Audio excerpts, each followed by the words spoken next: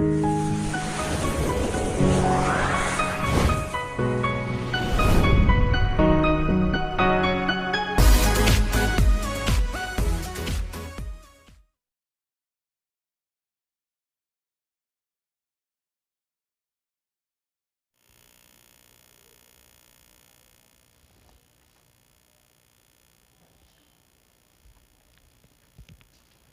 Friends, welcome to स्वास्थ्य अकादमी लखनऊ।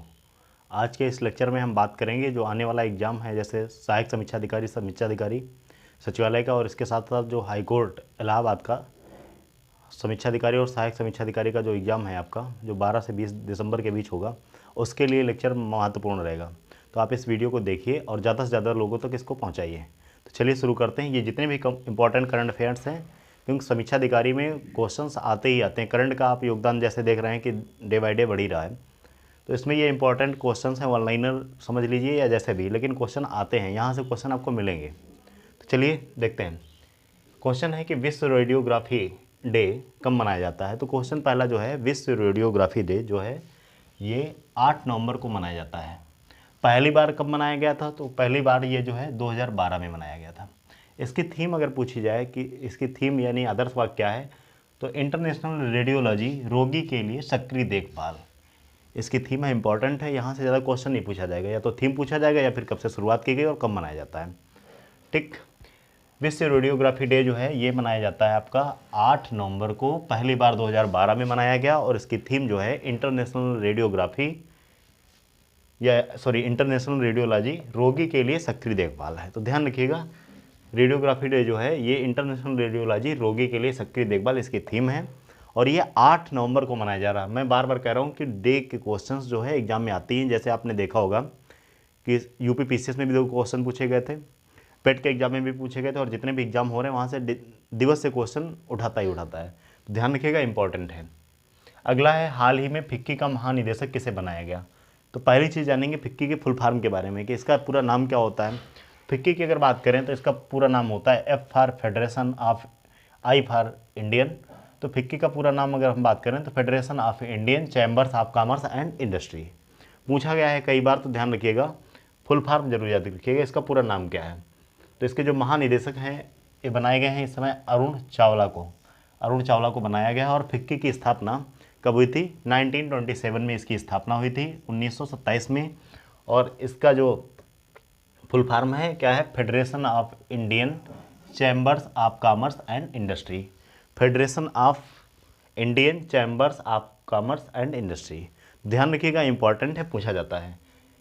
स्थापना 1927 में भी, यहाँ से भी क्वेश्चन, क्योंकि अब जो क्वेश्चंस आते हैं वहाँ पे करंट के साथ साथ स्टैटिक पोर्शन को भी फोकस करेंगे, तभी आपके क्वेश्चन हो पाएंगे। अदरवाइज आते हुए क्वेश्चंस गलत हो जाते हैं। तो ध्यान रखिएगा, स्थापना जरूर ध्यान रखिएगा। 1927 में इसकी स्थापना हुई थी और वर्तमान में इसकी जो महानिदेशक हैं अरुण चावला। अगला इंपॉर्टेंट क्वेश्चन है, one sun one world one grid. One sun one world और वन ग्रिड ग्रुप का शुभारंभ संयुक्त रूप से किस के द्वारा किया गया है? तो ये इंडिया और यूनाइटेड किंगडम यानी ब्रिटेन के द्वारा किया गया है। तो ध्यान रखिएगा, इंपॉर्टेंट क्वेश्चन है कि क्वेश्चन ऐसे भी हो सकता है, अभी हाल ही में इंडिया और यूके के द्वारा किस पहल का शुभारंभ किया गया है? तो one sun one world one grid, ये बेसिकली सोलर यानी सन से मिलने वाली जो ऊर्जा है उसको हम मैक्सिमम किस तरीके से यूज कर सकते हैं, उसके लिए ये शुरुआत की गई है। अगर अगला क्वेश्चन की बात करें, इंपॉर्टेंट है, ध्यान रखिएगा, one sun one world one grid group का शुभारंभ किसके द्वारा किया गया? बेसिकली ऑब्जेक्टिव क्या है मैंने आपको बता दिया। अब अगर बात करेंगे, फैक्चुअल क्वेश्चन है लेकिन मोस्ट इंपॉर्टेंट है, आप इसको ट्रिपल स्टार की रेटिंग में रख सकते हैं। भारत 2030 तक, ईयर भी ध्यान रखिएगा, क्वेश्चन घुमा के पूछा जा सकता है कि भारत 2030 तक अपनी ऊर्जा आवश्यकता का कितना प्रतिशत अक्षय ऊर्जा से प्राप्त करेगा? तो इसका आंसर हो जाएगा 50%। दूसरी तरीके से कैसे पूछा जाएगा कि भारत 50% अपनी ऊर्जा आवश्यकता का किस वर्ष तक प्राप्त करेगा? तो आपका आंसर हो जाएगा 2030 तक। ध्यान रखिएगा, क्वेश्चन किसी भी तरीके से पुटअप किया जा सकता है, तो आपको दोनों तरीके से ध्यान रखना है कि भारत 2030 तक अपनी ऊर्जा आवश्यकता का कितना प्रतिशत अक्षय ऊर्जा से प्राप्त करेगा? तो ये हो जाएगा 50%। लेकिन अगर इधर से पूछा जाता तो इसका आंसर, अगर वर्ष पूछता तो 2030 तक। नेक्स्ट क्वेश्चन, अभी हाल ही में ISA इंटरनेशनल सोलर अलायंस में शामिल होने वाला 101वां सदस्य देश कौन है? तो ये आपका है USA यानी America, United states of America. ये कौन सा किस नंबर का है? तो यानी ये 101वां देश है, सदस्य देश में जो शामिल हो गया किसमें? ISA। ISA का full form international solar alliance. अगर इसकी स्थापना की बात करें तो ISA की स्थापना 2015 में हुई थी और 2016 में, स्थापना 2015 में हुई थी, लेकिन ध्यान रखिए अगर पूछा गया पहली बार परिचालित कब किया गया तो 2016 में से परिचालित किया गया। एक एक फैक्ट जो मैं बता रहा हूँ इसको वीडियो पॉज करके आप इसको नोट डाउन कर सकते हैं, इंपॉर्टेंट है, कहीं से भी कोई भी क्वेश्चन पुटअप किया जा सकता है। ये सारे मोस्ट इंपॉर्टेंट क्वेश्चन हैं। अगला जो मैं बता रहा हूँ, राष्ट्रीय शिक्षा दिवस, नेशनल एजुकेशन डे कब मनाया गया? तो ये 11 नवंबर को मनाया गया। ध्यान रखिए अगर कोई भी एग्जाम होता है तो जो करंट आता है उसमें से आपका 80% करंट लास्ट 6 मंथ का होता है, बाकी 20% जो होता है वो 1 साल के अंदर का होता है। तो आप अगर लास्ट 6 मंथ के हमारे चैनल पर जो वीडियो पड़े हुए हैं उसको आप देख सकते हैं, काफ़ी हेल्प मिलेगी आपको। राष्ट्रीय शिक्षा दिवस 11 नवंबर को मनाया जाता है और ये जो हमारे भारत के प्रथम शिक्षा मंत्री थे, फर्स्ट शिक्षा मंत्री मौलाना अबुल कलाम आज़ाद, उनकी जयंती पर मनाया जाता है। ध्यान रखिएगा कब मनाया जाता है, डेट याद रखिएगा 11 नवंबर को। किसके जन्मदिवस के अवसर पर, जयंती के अवसर पर? तो मौलाना अबुल कलाम आज़ाद की जयंती पर मनाया गया था। ये स्टेटमेंट में क्वेश्चन पूछ सकता है कि फर्स्ट एजुकेशन मिनिस्टर थे, ध्यान रखिएगा, प्रथम शिक्षा मंत्री। अगला क्वेश्चन मोस्ट इंपॉर्टेंट का है, क्योंकि आपको पता है कि जब से ये टोक्यो ओलंपिक हुआ है तब से स्पोर्ट्स से क्वेश्चन बनाए जा रहे हैं, हर पेपर में आते ही हैं। अगला है हाल ही में खेलो इंडिया तीरंदाजी टूर्नामेंट का पहला आयोजन कहाँ किया गया? तो खेलो इंडिया तीरंदाजी टूर्नामेंट का पहला जो आयोजन किया गया ये सोनीपत हरियाणा में किया गया है। ध्यान रखिएगा सोनीपत जगह का नाम है और हरियाणा अगर स्टेट पूछता है, राज्य पूछता है, तो आप अपने अकॉर्डिंग क्वेश्चन को देख सकते हैं। नेक्स्ट क्वेश्चन है, हाल ही में मेजर ध्यानचंद खेल रत्न अवार्ड 2021 किसे दिया गया? किस क्रिकेटर को दिया गया बेसिकली? तो इनका नाम है मिताली राज। मोस्ट इंपॉर्टेंट क्वेश्चन है, आप यहाँ से किसी भी एग्जाम में उम्मीद कर सकते हैं। समीक्षा अधिकारी में क्वेश्चन आना 90% कन्फर्म ही है, चाहे हाईकोर्ट में आए और या फिर सचिवालय समीक्षा अधिकारी में आए। तो हाल ही में मेजर ध्यानचंद खेल रत्न अवार्ड 2021 किसे दिया गया, किस क्रिकेटर को? तो ध्यान रखिएगा मिताली राज को दिया गया। इसका नाम भी परिवर्तित किया गया है क्योंकि पहले ये राजीव गांधी खेल रत्न पुरस्कार था, इसका नाम हाल ही में बदल करके क्या कर दिया गया? मेजर ध्यानचंद खेल रत्न अवार्ड कर दिया गया है। इंपॉर्टेंट क्वेश्चन है, इसको आप ध्यान रखिएगा। अगला क्वेश्चन है, हाल ही में पब्लिक अफेयर्स इंडेक्स 2021 में बड़े राज्यों में कौन सा राज्य जो है शीर्ष स्थान पे है? तो पब्लिक अफेयर इंडेक्स 2021 में बड़े राज्यों में जो है ये केरला जो है शीर्ष स्थान में है। और आपको पता ही होगा, अगर पढ़ते होंगे जनगणना से भी क्वेश्चन आते हैं तो वहाँ पे भी ध्यान रखिएगा कि केरला जो है ये सेंसस के अकॉर्डिंग यानी कि साक्षरता के अकॉर्डिंग अगर देखेंगे तो सबसे शीर्ष राज्य है। यहाँ पे साक्षरता दर पूरे भारत में सबसे सर्वाधिक है। अगला क्वेश्चन 2 यूपी के, देखो यूपी के जितने भी पेपर होते हैं वहाँ पे 2-3 क्वेश्चन आपको यूपी स्पेशल से मिलेंगे, लेकिन समीक्षा अधिकारी में इनका वेटेज ज़्यादा होता है। ध्यान रखिएगा इंपॉर्टेंट कुछ फैक्ट्स हमने नोट किए हैं यहाँ पे। ध्यान रखिए डॉल्फिन ब्रीडिंग सेंटर यूपी में कहाँ पे है? तो ये मेरठ में है। ध्यान रखिएगा उत्तर प्रदेश की बात की जा रही है यहाँ पे, डॉल्फिन ब्रीडिंग सेंटर कहाँ पे है? उत्तर प्रदेश में डॉल्फिन ब्रीडिंग ग्राउंड कहाँ पे है? तो मेरठ में है, ध्यान रखिएगा। अगला है यूपी में ATS कमांडो प्रशिक्षण केंद्र कहाँ पे है?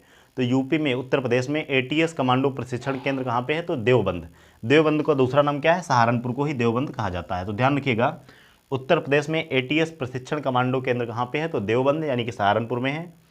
अब अगर डॉल्फिन ब्रीडिंग सेंटर पूछा जाता है तो ये मेरठ में है। कन्फ्यूज नहीं होना, बार बार रिवाइज करना है और कमेंट जरूर करना है। अगला अगर बात करें कि नरेंद्र दाभोलकर मेमोरियल अवार्ड 2020 किसे दिया गया?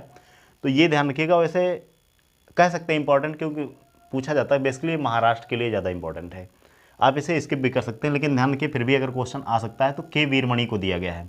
नरेंद्र दाभोलकर मेमोरियल अवार्ड 2020 किसे दिया गया? तो के वीरमणि को दिया गया है। क्वेश्चन पूछा जाता है कि इनका संबंध किससे है? तो इनका संबंध किस राज्य से है? तो महाराष्ट्र से है। कभी कभी 1-2 क्वेश्चन अनएक्सपेक्टेड पूछ लिए जाते हैं, तो उनमें से मैंने इस क्वेश्चन को उठाया हुआ है। अगला क्वेश्चन है कि जनवरी 2021 को ग्लोब सॉकर अवार्ड्स 2021 में ग्लोब सॉकर अवार्ड्स में किसे सदी का बेस्ट फुटबॉलर चुना गया है? ध्यान रखिएगा, फिर से एक बार मैं पढ़ रहा हूँ। जनवरी 2021 को ग्लोब सॉकर अवार्ड्स में किसे सदी का बेस्ट फुटबॉलर चुना गया है? तो इनका नाम है क्रिस्टियानो रोनाल्डो। खेल तो पता ही है, जैसे मैंने फुटबॉल बता दिया तो फुटबॉल से संबंधित है। और ये किस देश से हैं? तो देश का भी नाम याद रखिएगा, ये पुर्तगीज हैं। और इन्हें जो है player of the century award दिया गया है, player of the century award दिया गया, ध्यान रखिएगा। बहुत सारे जो होते हैं सॉकर अवार्ड होते हैं, ग्लोब सॉकर अवार्ड, इसमें इन्हें क्रिस्टियानो रोनाल्डो को player of the century award दिया गया है। तो ध्यान रखिएगा, इंपॉर्टेंट क्वेश्चन है, पुर्तगाल से संबंधित है, फुटबॉल के खिलाड़ी हैं क्रिस्टियानो रोनाल्डो। अगला क्वेश्चन है कि जनवरी 2021 में किस देश ने अपने राष्ट्रगान के एक शब्द को बदल दिया है? तो राष्ट्रगान का जो एक शब्द था इसे बदल दिया है ऑस्ट्रेलिया ने। बस इतना याद रखिए, इससे ज़्यादा इसमें जानने की जरूरत नहीं है। किस देश ने बदल दिया है? तो ऑस्ट्रेलिया ने बदल दिया है। अगला है, हाल ही में उत्तर प्रदेश में कितने कृषि यंत्र बैंक की स्थापना होगी? तो कृषि यंत्र बैंक बेसिकली किसानों को सहायता प्रदान करने के लिए कि इसकी स्थापना की जाएगी, और ये फैक्चुअल डाटा है, पूछा जा सकता है, यूपी से संबंधित है तो इम्पॉर्टेंट है।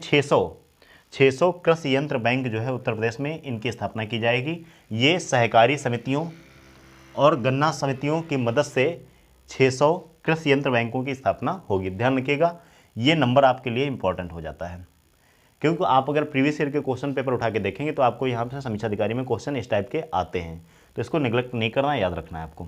किसके द्वारा? सहकारी समितियों, पंचायत समितियों और गन्ना समितियों की मदद से इसकी स्थापना की जाएगी। और कितने कृषि यंत्र बैंक होंगे? तो 600 होंगे, ध्यान रखिएगा।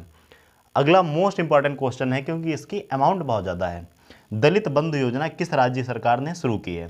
तो तेलंगाना ने शुरू की है। ये क्वेश्चन एक बार पूछा भी गया है, लेकिन फिर से ध्यान रखिएगा, ये जो है तेलंगाना सरकार के द्वारा भी क्वेश्चन पूछ सकता है दूसरे तरीके से कि किस योजना के तहत तेलंगाना सरकार के द्वारा प्रत्येक परिवार को 10 लाख रुपए की आर्थिक मदद दी जाएगी। तो इसका आंसर हो जाएगा दलित बंधु योजना। इंपॉर्टेंट है, दलित बंधु योजना के तहत ये तेलंगाना सरकार के द्वारा शुरू की गई है, और इसके द्वारा, इस योजना के द्वारा जो पात्र परिवार हैं, यानी जो इस दायरे में आएंगे, उन्हें 10 लाख रुपए तक की आर्थिक सहायता प्रदान की जाएगी। आज का लास्ट क्वेश्चन कि निपुण भारत कार्यक्रम किस मंत्रालय के द्वारा क्रियान्वित किया जा रहा है? तो निपुण भारत कार्यक्रम जो है ये शिक्षा मंत्रालय यानी मिनिस्ट्री ऑफ एजुकेशन के द्वारा चलाया जा रहा है। और अगर वर्तमान में बात करें भारत के शिक्षा मंत्री कौन हैं, तो हमारे शिक्षा मंत्री हैं धर्मेंद्र प्रधान जी। तो ध्यान रखिएगा, ये सारे इंपॉर्टेंट क्वेश्चन हैं, इनको नेगलेक्ट मत करिएगा, इनको 2-3 बार देखिएगा, वीडियो नोट करिएगा इसे, और कमेंट करके ज़रूर बताइए। अगर वीडियो अच्छा लगता है तो इसे लाइक शेयर सब्सक्राइब करना बिल्कुल मत भूलिएगा। मिलते हैं नेक्स्ट लेक्चर में, तब तक के लिए जय हिंद।